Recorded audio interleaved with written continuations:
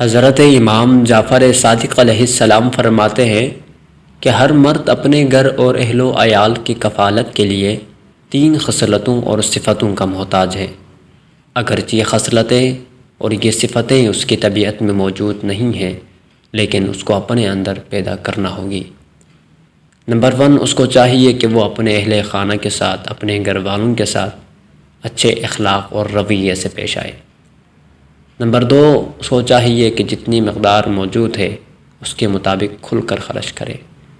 اور نمبر 3، اپنے گھرانے کی حفاظت میں غیرت مند ہو۔